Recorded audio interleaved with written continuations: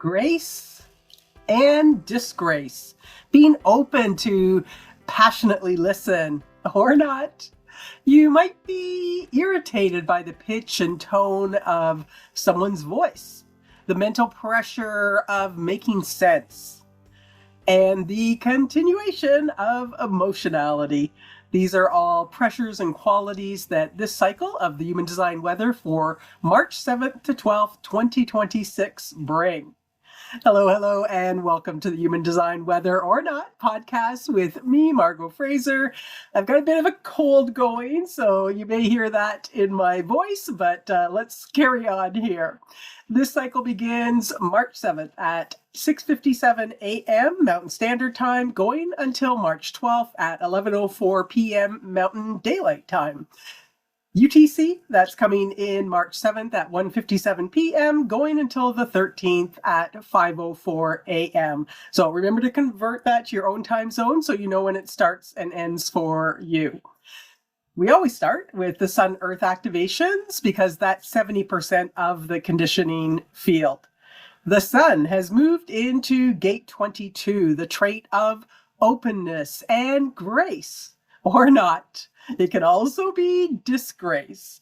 It's part of the individual circuitry that brings the potential for a pulse of knowing that could be mutative and empowering. It's in the emotional center, the solar plexus center, that tells us that this trait has its ups and downs. The individual wave is a spike wave. It can be very even emotionally, and then when triggered can spike up into hope and joy, or down into pain or sorrow, erupting into laughter and happiness, or tears and sadness is here. So you can experience that up or down while this is here. With that spike wave, it also brings a moodiness. It's part of the only social channel in the individual circuitry. So you might find that you're more open or more closed to being social depending on your mood.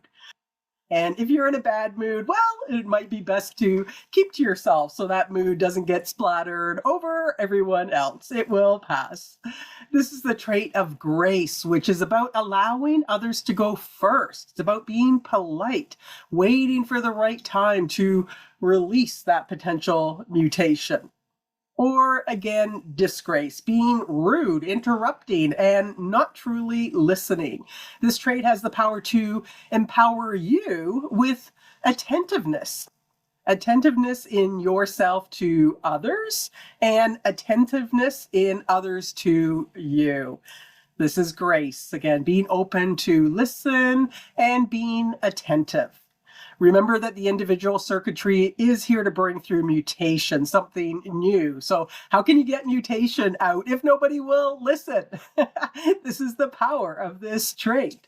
So it's so important that if you have this trait, that you wait to hear out others first and then speak. It's the very foundation of this trait.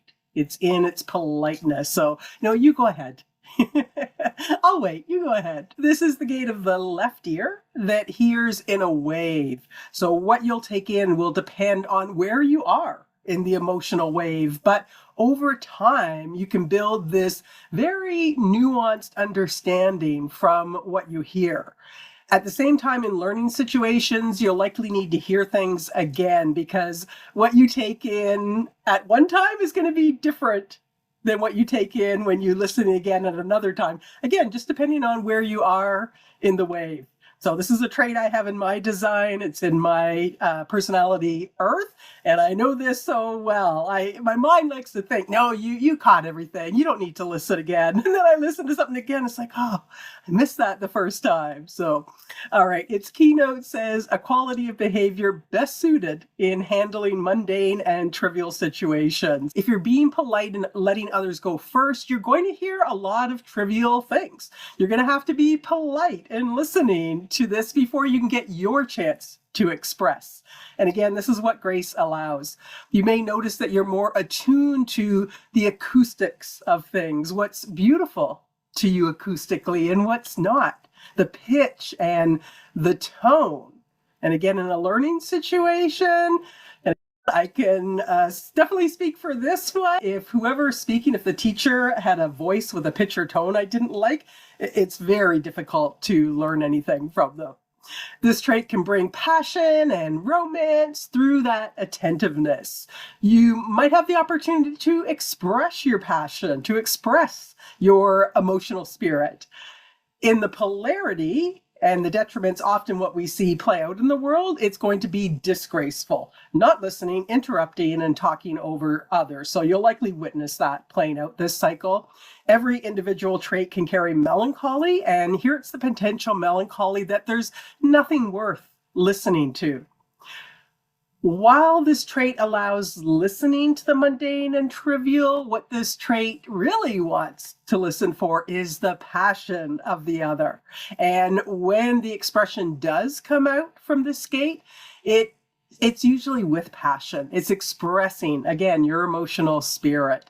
If you do get triggered into the melancholy of this trait during this cycle, do your best to channel it into your creative endeavors, and listening to music that you're in the mood for can be helpful as well.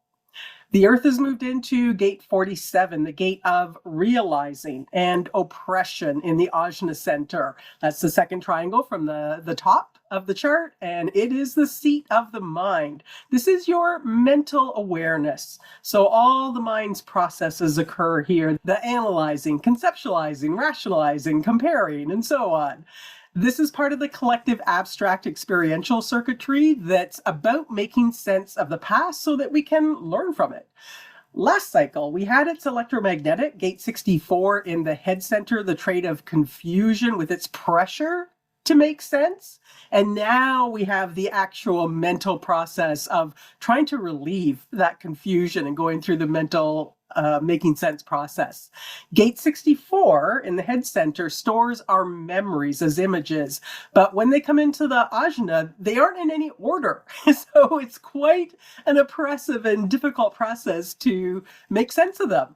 It's like getting a very difficult puzzle given to you and trying to figure out how all the pieces go together and not even knowing how many pieces are missing. But when you finally do put them together, you get that aha, that realization. Its keynote says a restrictive and adverse state as a result of internal weakness or external strength, or both. Internal weakness is when you haven't made sense of it yet. External strength is the pressure coming from the outside, from others, to get it figured out. The restrictive and adverse state, that is your mind that's going to be working on the making sense process.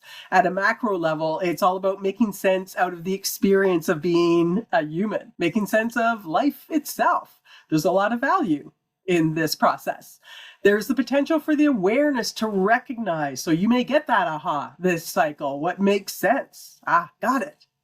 Ultimately, this process can also help you to see what's wrong so that you can figure out what might be right. However, often instead of trying to make sense of something for the wisdom and the lessons for ourselves and to share with others, we're trying to figure out who to blame. There can be also anxiety here that you'll never get the realization, that it'll never make sense. And there are some things in life that will never make sense, and we need to learn to let those ones go and stop wasting mental energy on them. Also, the abstract process is related to the emotional system. So watch for replaying past emotional events over and over again, trying to force the making sense process. It could have you jumping to conclusions about what happened when you don't actually have the full picture yet. And this is only part of the mental abstract process. The realization still has to then become an idea that can stimulate others in gate 11 in the Ajna center, and then express that out through stimulating stories in gate 56 in the throat center. There's no facts here. This is not logic. It's the abstract process. It's beliefs that eventually come from this process.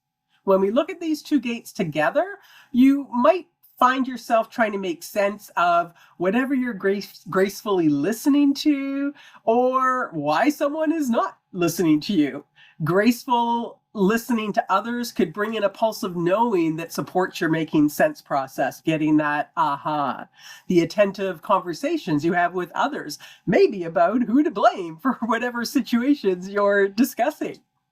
Rudeness and impoliteness may degrade further into a blame game. And what you think you've made sense of could have you attentively listening to certain information for missing pieces or for validation. All right, let's look at our channels now. So a reminder that when the transit field creates a channel, everyone that doesn't already have it in their chart is receiving activation of the related traits and qualities. So it has a big impact in the world. We'll start with our long-term channel. We talk about this every cycle now. It came in on December 22nd. We'll be here until May 13th. And this is created by the nodes of the moon. So the nodes right now are creating the channel of community, a design of a part seeking a whole. The nodes represent our direction, environment, and what we see in the world, our perspective. This is the homogenized perspective because it's coming from the transit field. So the north node sitting in gate 37, the trait of friendship and family, and the south node is in gate 40, the trait of deliverance and aloneness.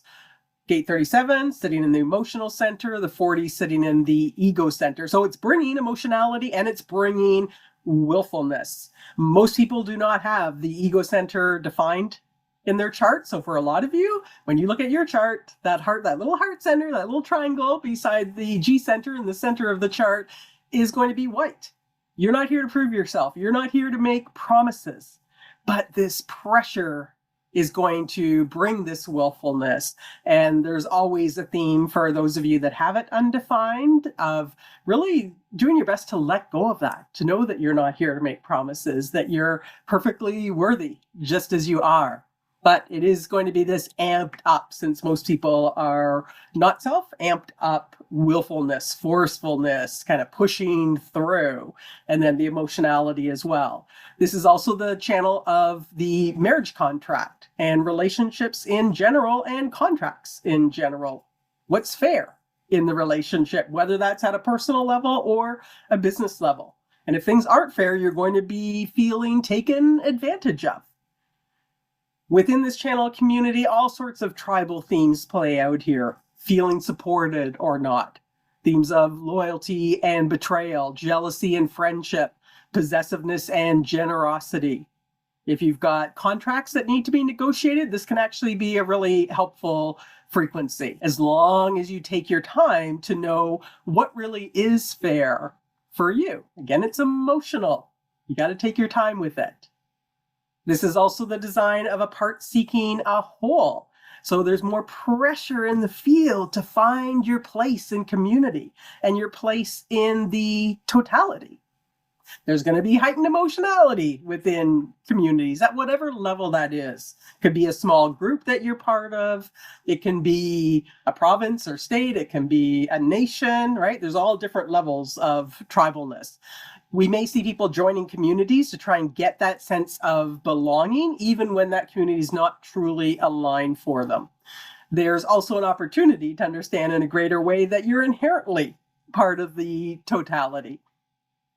As a channel of agreements, trade agreements between nations are highlighted here as well. And, are they fair or not? All right, let's move on to our short-term channel. This one came in last cycle, and it's going to be here until March 9th at 3:26 p.m. Mountain Daylight Time. UTC, it'll be here until March 9th at 9:26 p.m. We've got Jupiter sitting in gate 29, the trait of the provocateur, and that's in the root center. It's connecting with its electromagnetic gate 55, the trait of spirit, in the emotional center. And that's being activated by Mars. Together, they create the channel of emoting, a design of moodiness. This is an individual channel. So again, it's trying to bring through that mutation. What are you passionate about? The pressure is to find your spirit, your passion, and to gain an awareness of who or what fills your cup, so to speak, and who doesn't, what doesn't. Now, it's in the same stream. It's the drive and energy that feeds up to that gate 22, our sun's position. So similarly, it's generally very even emotionally, but then can spike way up or way down. So there can be outbursts of emotion here that come through this channel, whether high or low. There can be melancholy here as an individual channel. The melancholy that you can't find your spirit, or there's nothing to be passionate about, or it just seems like my cup's always half empty. So again, channel it creatively and listen to music you're in the mood for to support you moving through it.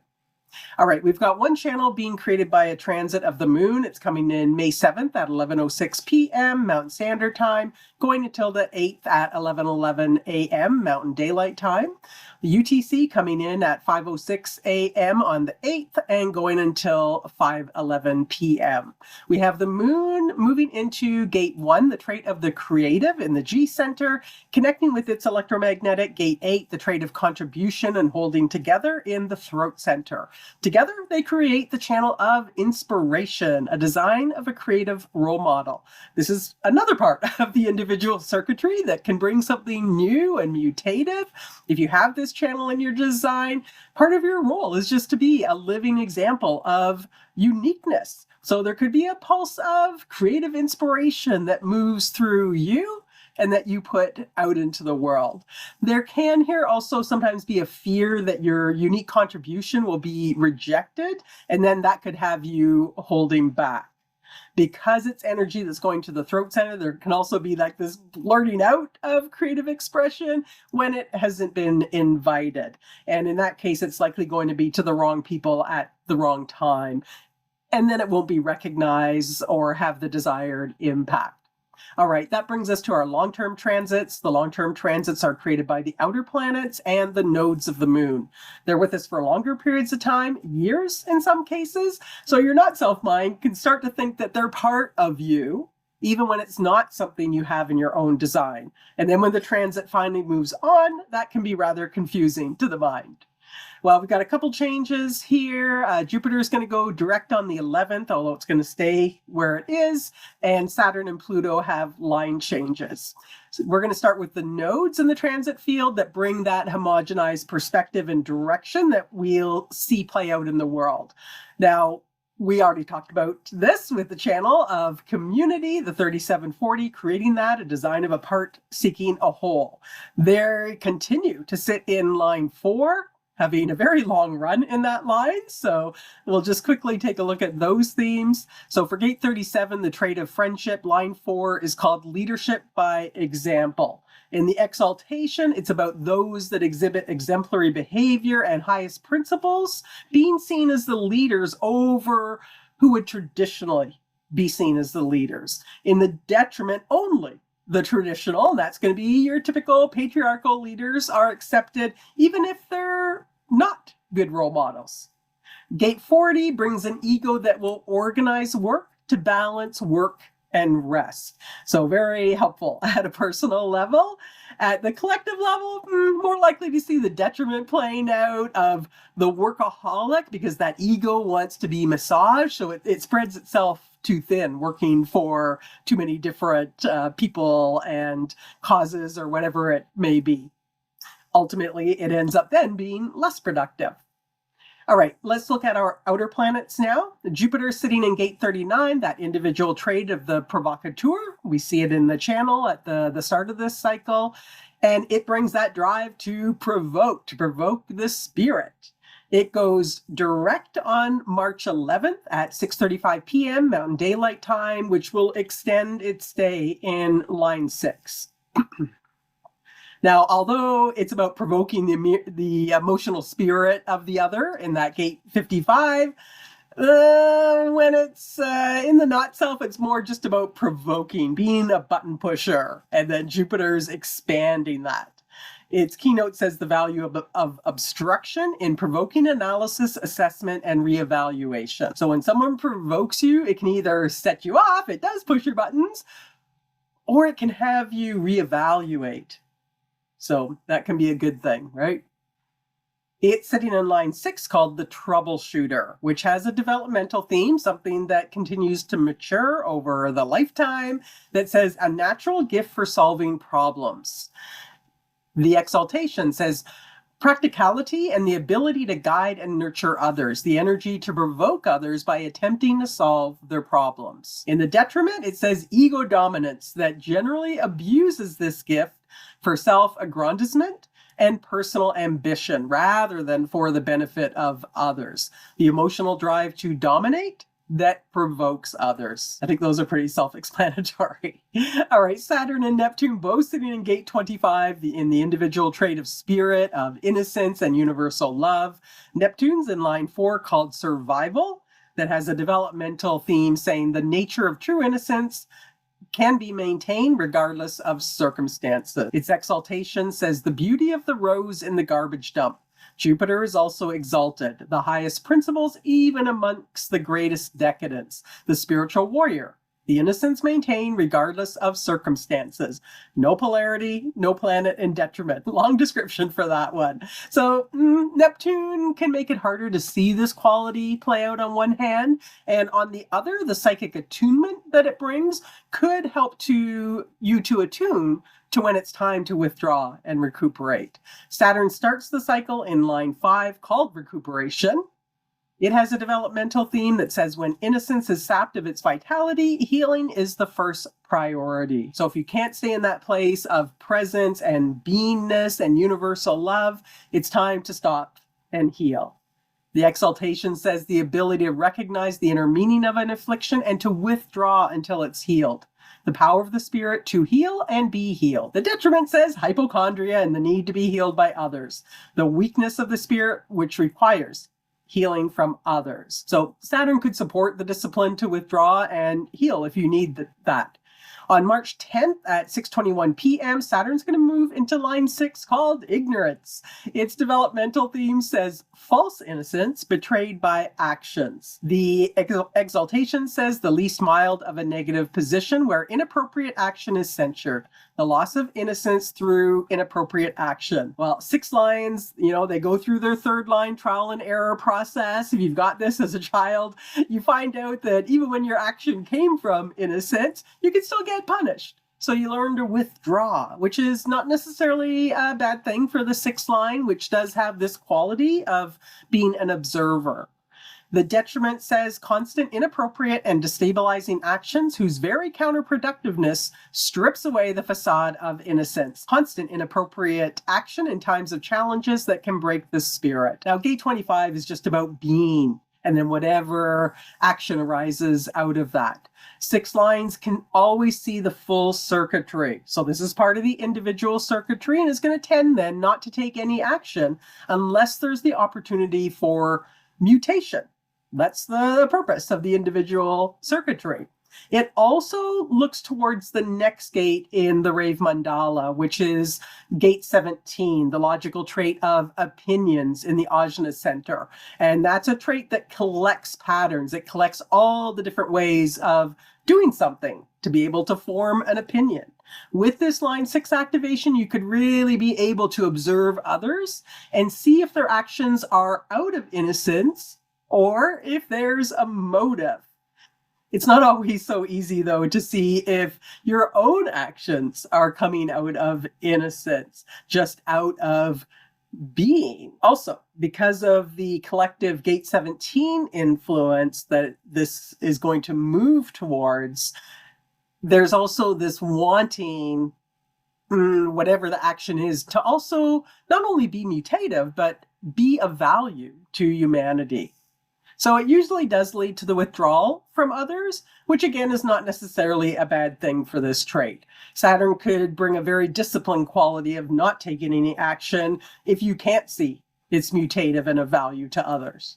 We have Uranus sitting in gate 8, the trait of contribution and holding together. This is the voice of, I know I can contribute or not. It's in line 4 called respect. It's been there for a while now. This is where individuals could bring their unique contribution out into the community in an influential way, right? Line 4 is about influencing one's networks. Even though That individual or you might not technically be seen as the leader. We can also see individual contributions that are not out of true creativity, but instead out of the ego need to impress. Uranus is sidetracking, so it could pull people off track. Pluto sitting in gate 41, the collective abstract trait of contraction and decrease in the root center. This is the pressure to start a new experience, beginning with fantasizing here about all the experiences you'd like to have. And then eventually paring down to the one that's really of value for you. It's sitting in line 3 called efficiency, but it does have a developmental theme. It's a line 3, trial and error. You just don't come out with this being efficient. The developmental theme says in times of decrease, selfishness is justified, right? Decreasing things down, paring things down to the one that's of value. This is the energy that fuels the feeling for personal ambition. It's about figuring out on your own through trial and error which experience to go through, which feeling you really want, and bring that drive to do it alone.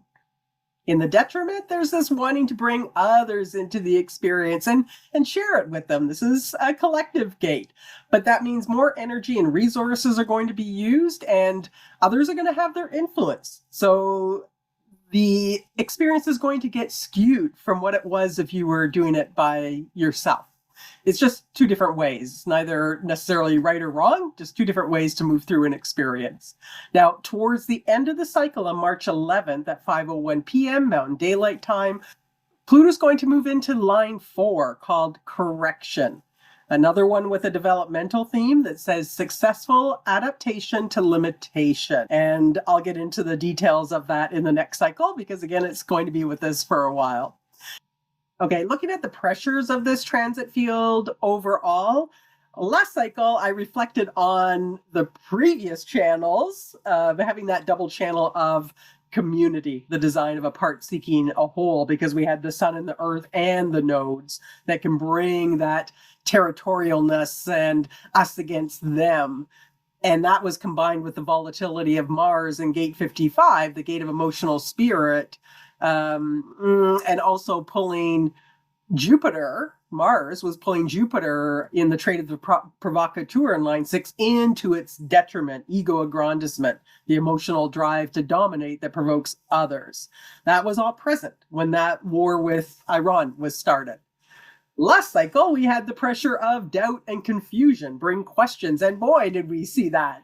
For, in the US, I saw so many questions about, why this war? It's not a war, right? Whatever. Why it was started? What's the objective? What's the cost going to be at many different levels? Why was there no plan to get civilians out? And within other countries, is this something we support or not? And so on. Lots and lots of doubt, confusion, and questions coming out of that last cycle.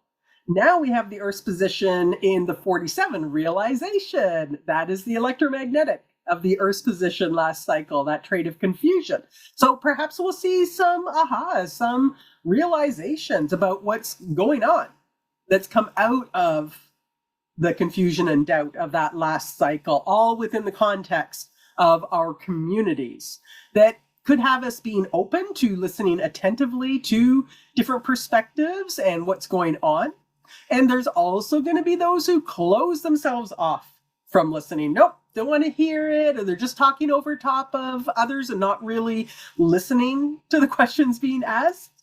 And until the afternoon of the 9th, Mountain Daylight Time, we continue to have that channel of emoting, and its expression of passion and dispassion will be there, with Mars still likely to bring volatile emotions.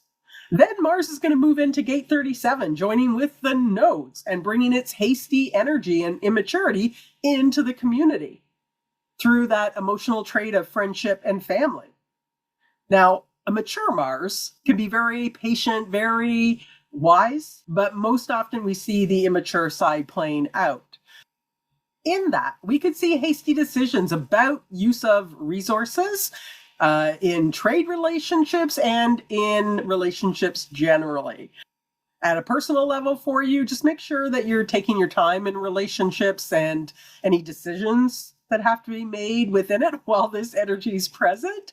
Hopefully, at a country level, we'll have enough mature Mars energy to make sound decisions and really listen to each other rather than getting caught up in the emotionality and the ego.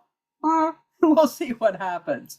Once Mars moves into gate 37, Jupiter's not going to be pulled into its detriment any longer, and we will have more opportunity to experience its exaltation of the troubleshooter, practicality, and the ability to guide and nurture others. With all that's going on, Neptune and Saturn, and at the start of the cycle, Venus as well, are all in that gate 25, innocence and spirit of the self. So there are going to be those that just withdraw to be and perhaps recuperate. Remember that the transit field brings the traits that have the potential to homogenize us to their conditioning. And so it's what we see play out in the world, where most people are not self and not living their unique designs. With awareness, though, you can observe and learn from these frequencies rather than having them run you. That brings us to the end of the cosmic weather for this cycle. If you want to run your own chart, you can go to jovianarchive.com. If you're new to human design and just want to understand the basics of the body graph at a high level, what's the black and the red about, the different geometric shapes and so on, feel free to grab my free Human Design Basics mini course. It's at margotgfraser.com/human-design. If you enjoyed this podcast, I'm always so grateful if you can give the episode a like and subscribe if it's correct for you. All right, so continue to keep those surfboards out to ride the emotional waves. If it's correct for you, you can use these frequencies to learn more about attentive listening and being graceful in that area, attuning to voices and songs that you really love to listen to. If you're in a relationship, it could prompt romance. There could be some ahas and making sense experiences. There could also be anxiety about not being able to make sense. So be patient. It just takes time. Observe the mental busyness that may be there, but don't make decisions from it, right? Always come back to your strategy and authority. Disgrace and impoliteness may also show up in a bigger way. All right, have a great cycle. Be kind to one another, and may you know, love, and live the magic of your true nature. Until next time, bye for now.